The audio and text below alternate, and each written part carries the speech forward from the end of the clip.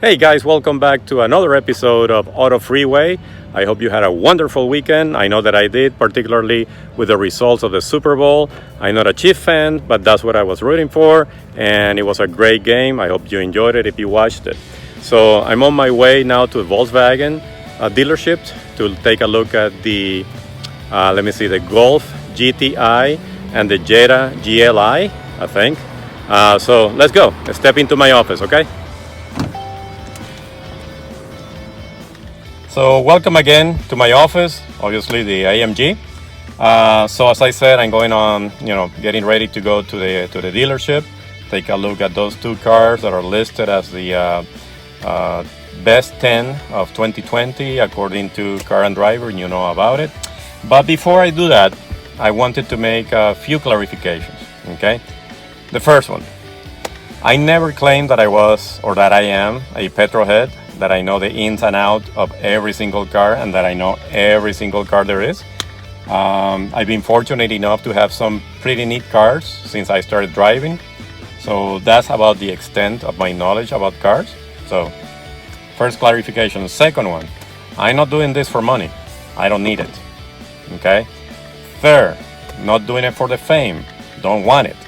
You know what I'm doing it for, okay? Hopefully, we'll be able to achieve that, because it will please me a lot to be able to give something back to subscribers. If you look at other channels in YouTube, other than maybe Mr. Beast, and I said that I have seen a couple of his videos where he's giving back to the community, which is great. I really love that. But if you see a lot of the other car shows or car channels, there isn't much giving back to the community or giving back to the subscribers. Maybe with a section of one here or one there, but not on a regular basis, which is, again, the intent of this channel, okay? So I wanted to make that clear because, I get some comments once in a while that are pretty much off the wall. I don't know why. If you don't have anything positive to say, don't criticize. Criticize and do constructive criticism. I'll take it, okay? But just criticism for the sake of it, keep it to yourself. All right, I hope you don't get insulted because of that. All right, but yeah, so let's go and let's take a look at those two cars. All right. Okay guys, so I'm here in Coconut Creek at Gunther Volkswagen. Not an endorsement, it just happens to be the closest Volkswagen dealership in the area, and I have a bunch of Volkswagens behind me, both the Golf GTI and the TSI, and I also have the Jetta. So let's take a look at that.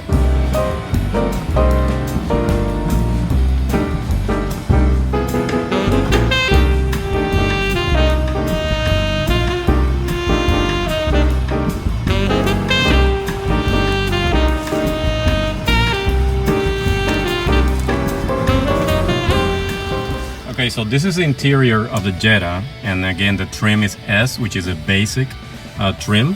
And as you can see, it's fairly basic in terms of the controls. The air conditioning, fairly simple knobs. The shifter, automatic transmission, obviously, I think it's 8-speed. Very simple controls also on the steering wheel. Has a lot of headroom, and I'm almost, not all the way back, but I'm comfortable sitting in this position. The seats are fairly simple cloth, nothing unusual or nothing special. Ample back seats, and we'll take a look from the back too. Let me turn on the engine a moment, figure out which key, because they gave me two keys. Interesting, instead of the electronic control or electronic ignition, meaning push button, it actually has a key. So here we go. Okay, so and you have your, I don't know if it is, yep, it is a touch screen, and it has radio, the media. Let's see, take a look at the menu. Doesn't do anything with the menu. Let me turn it on. Okay, so that's the radio, and you have radio, telephone, vehicle information, settings, media, Apple Connect or App Connect, and sound and legal notices. So And again, your dashboard, fairly simple, basic. Okay. So I'm gonna take it for a spin, but as you know, I can't record or video while driving. Push parking, also the automatic on and off when you, for example, are in a stoplight, the engine will shut off, and you also have economy driving. I'm now in the back seat, and wow, it is roomy. Again, plenty of headroom, plenty of leg room, and comfortably, I will say 2 people and maybe a squeeze, a very thin one in the middle. But other than that, it looks very comfortable. It feels very comfortable, even though the seats are a little bit on the hard side. Not necessarily the most supple of materials or cushiony materials. This one has a silk blue metallic paint and the black interior, obviously. Okay, so back from driving it, short drive, and I can't compare it right now to the GTI because I haven't driven the GTI just yet, but it's a nice, comfortable ride. I don't think it is quite comparable to the Honda Accord. I think the Honda Accord had a very nice ride, very, comfortable, very comfortable ride, and particularly the seats. I feel that the Honda Accord had better choice of seats, or they were more ergonomically designed than this one. So the material on this one, I'm not very crazy about it. The cloth, and for the most part, also the interior finish, which to me looks a little bit on the cheap side. So let's take a look now at the Golf GTI.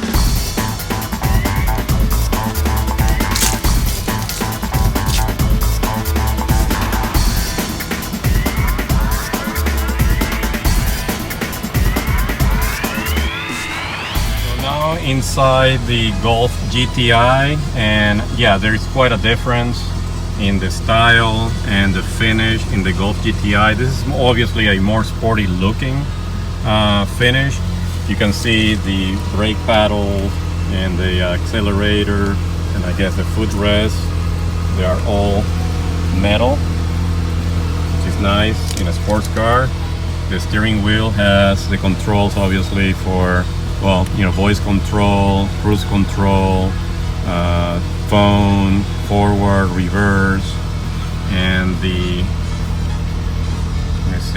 dashboard. Fairly simple, but fairly nice too. And here you have the screen, which I'm not sure whether it is yet. It is touch screen. Okay, and it has for media, for radio. The status of the car, vehicle status. It has a setup for the apps. Obviously there's no app right now. And for the phone, where you can connect via Bluetooth, for example. So go back to the radio or to the vehicle itself. Okay, so that looks very nice. The seats are also on the sporty looking side. It has this finish. I can't remember what's it called. Is it Argyle? Not sure. But they look very nice, very sporty looking, and a lot of support on the sides. And once again, I'm sitting very comfortable in the car, and plenty of headroom there. And we'll take a look at the back seats too. A 4-passenger vehicle, maybe 4, and a very thin one squeezed in the middle. You also have the convenience here in the middle, cup holders, and I think you have also access to the trunk from here. So if you have a pair of skis, for example, you can fit them there, or maybe even a golf bag. Okay, well, that's very nice, very convenient. You have air conditioning vents here, and no sunroof on this one. And remember, this is a 2019. They haven't received the 2020s just yet. As with the Jetta, it has Well, actually, no. The Jetta doesn't have the automatic seat control. He has mostly manual because it is a basic Jetta. This one does have automatic seat controls, for the back seat, forward and backward. Let me see what else. I think that's about it. Not much. This one is an automatic transmission, even though there's another one that has a manual transmission. I love manual transmission particularly.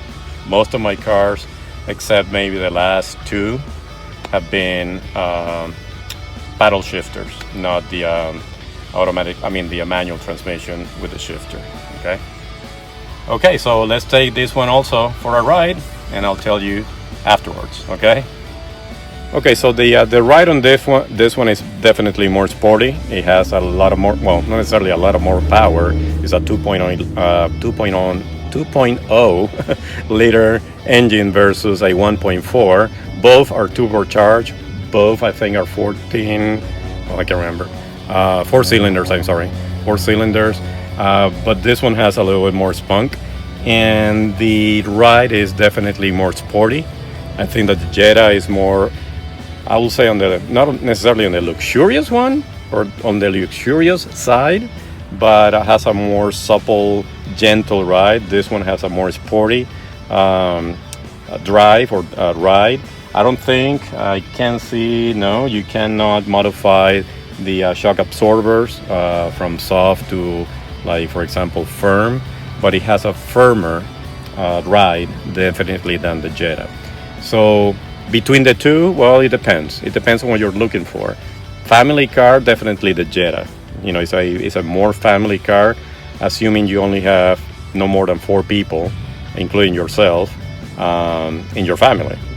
Because fitting 5, the 5th person, either a kid or a very thin person. So it's mostly a 4-passenger car. The GTI, the Golf GTI, definitely 4. The back seat is very narrow for the 3rd person in the middle. And this one is more, sporty looking, maybe for, you guys, single guys, or maybe you and just your wife and maybe 1 kid.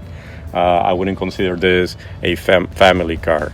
The trunk space on the Jetta, I would say, well, it's definitely bigger. This one, let me take a look at it too. So the trunk space on the Golf is definitely on the small size, but you can put or pull or push, whichever way you're doing it, the back seats. So you're gonna have the entire space in the back as, your cargo space, your trunk space. The Jetta, I don't believe has that option. I will check too though.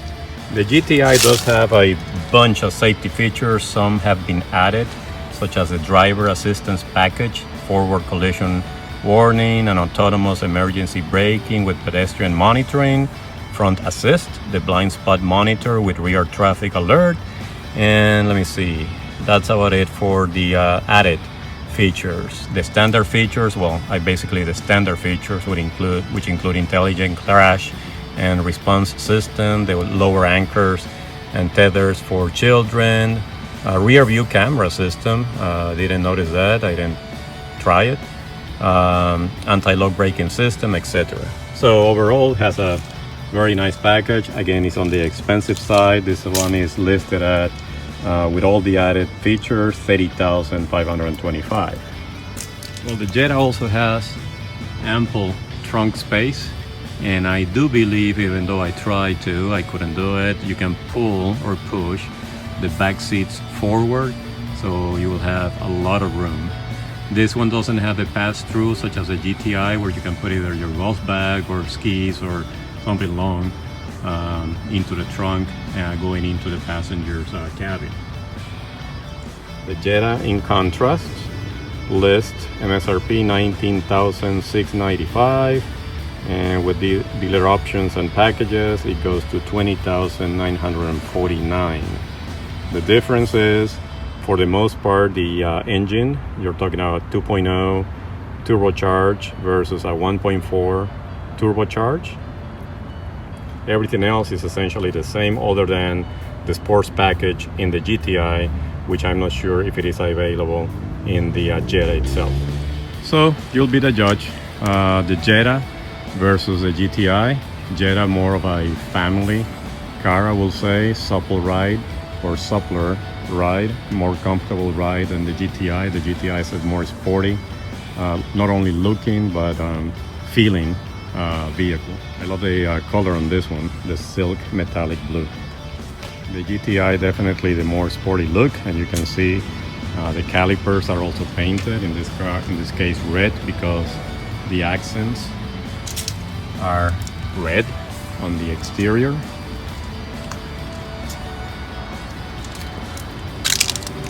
But definitely the more sporty looking of the two. Both have rear or reverse cameras. I think that's pretty much standard, pretty much with any vehicle nowadays. So another choice, the GTI or the Jetta. With the reviews, but I found these beauties in the showroom.